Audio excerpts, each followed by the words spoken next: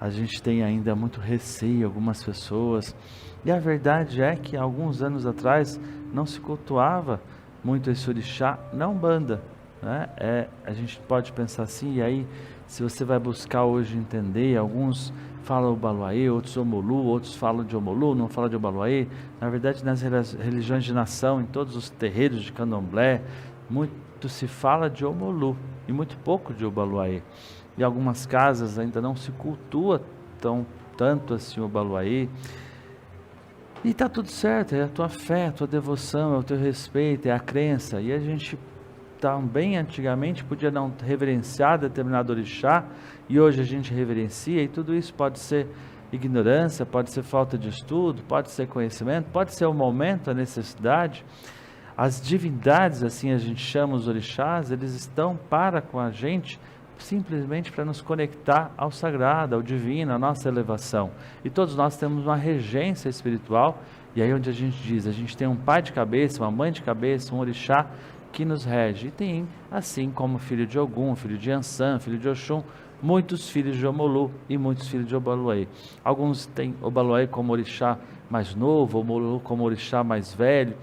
Alguns dos sincretiza Omolu com São Lázaro, outros já vi sincretizar com São Roque e também com São Lázaro. E aí vai muito de acordo com a casa que você frequenta. A gente tem vários ensinamentos, se você, mesmo nas religiões de nação, você vai perceber várias interpretações. O que todos têm em comum é que o Omolu e o Obaluayê trabalham com as palhas, trabalham com a flor de Obaluayê, que a gente diz, né, que é a famosa pipoca. Todos trabalham na cura, na morte, na doença, na enfermidade e principalmente na libertação das nossas enfermidades. Na nossa casa a gente sempre cultuou o Omolu e sempre cultuou o Obaluayê. A gente trabalha com a esquerda, a direita. O Obaluayê, desde o princípio dessa casa, já tinha o seu assentamento no terreiro, na casa, sempre a gente teve as suas firmezas, e o Omolu também sempre teve as suas firmezas, e sempre nesse entendimento que o Obaluayê trabalha ali um momento de libertação, de cura nos hospitais, junto também com o Omolu. O Obaluayê, a gente podia dizer que ele trabalha no cruzeiro, transformando as almas, iluminando essas almas, e o Omolu lá no fundo do Calunga, no fundo do grande Calunga, no mar, no fundo do cemitério, trabalhando aquele momento da passagem, o momento que a gente chama de morte, tão mal interpretado por nós, e tão mal compreendido por nós, e tão temeroso por nós. E aí talvez onde vem todo esse medo de Omolu, de falar de Omolu. E aí tem vários mitos, vários intã, várias histórias sobre o Omolu, sobre o Obaluayê. Importante a gente reverenciar, a gente pedir a bênção, a gente pedir o axé.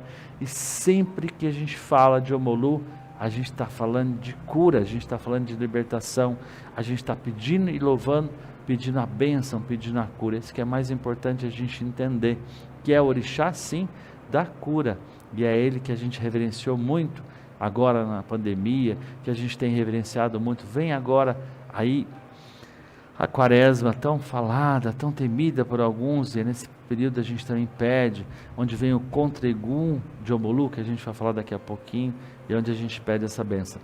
Arara Karen, tá por aí? Conseguiu chegar com a gente? Seja bem-vinda. Olá pessoal, boa noite a todos, boa noite Pai Elias, que todos estejam muito bem no dia de hoje.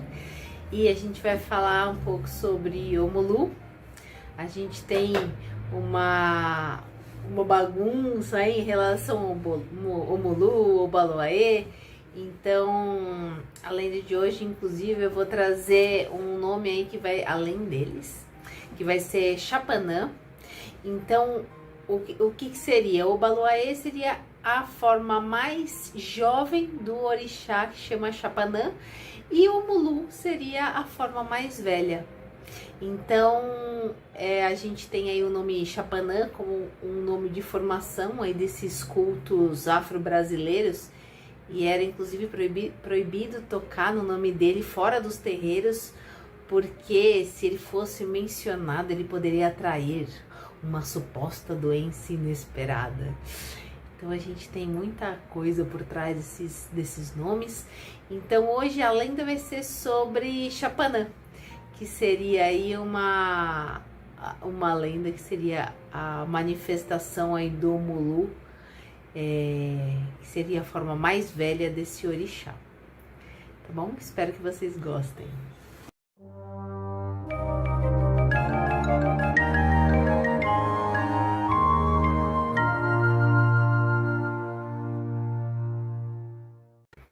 E a lenda de hoje é: Chapanã ganha o segredo da peste na partilha dos poderes de Olodumaré.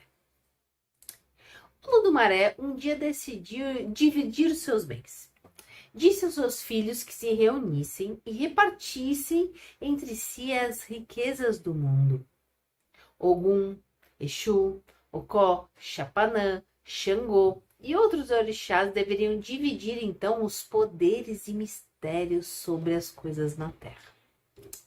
Um dia em que Chapanã estava ausente, os demais orixás se reuniram e dividiram todos os poderes entre si, não deixando nada de valor para Chapanã. Um ficou com o trovão, o outro ficou com as matras, o outro ficou com os metais e o outro ganhou o mar. Escolheram o ouro, o arco-íris, levaram a chuva, os campos cultivados, os rios, tudo foi distribuído entre esses orixás, cada um com seus segredos, cada um com a sua riqueza e seu mistério.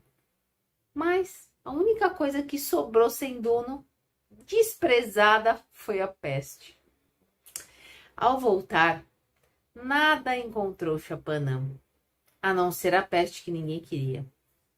Chapanã guardou a peste para si, mas não se conformou com o golpe dos irmãos, não, e foi procurar Urumilá, que lhe ensinou a fazer sacrifícios para que seu enjeitado poder fosse maior que o dos outros.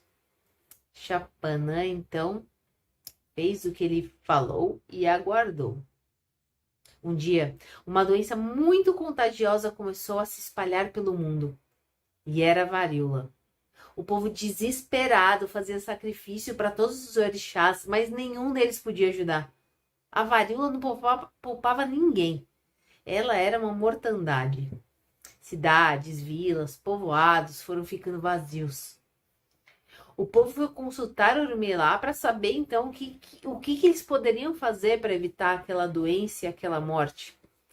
E ele explicou que a epidemia estava acontecendo porque Chapanã estava revoltado por ter sido passado para trás pelos irmãos. Orumilá mandou fazer oferendas para Chapanã. E só Chapanã poderia ajudá-los então a conter a varíola. Só ele tinha esse poder sobre as pestes. Só ele sabia os segredos das doenças. Tinha sido a sua única herança. Então, todos pediram a proteção a Chapanã e fizeram várias oferendas em sua homenagem. E a epidemia foi vencida. E Chapanã agora era respeitado por todos. Seu poder era infinito, maior de todos os poderes.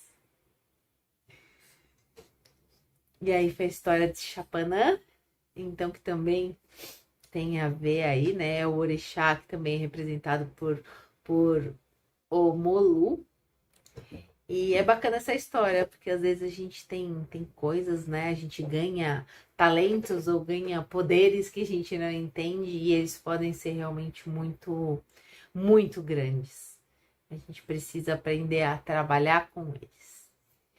Então, que todo mundo tenha uma ótima noite. Arara.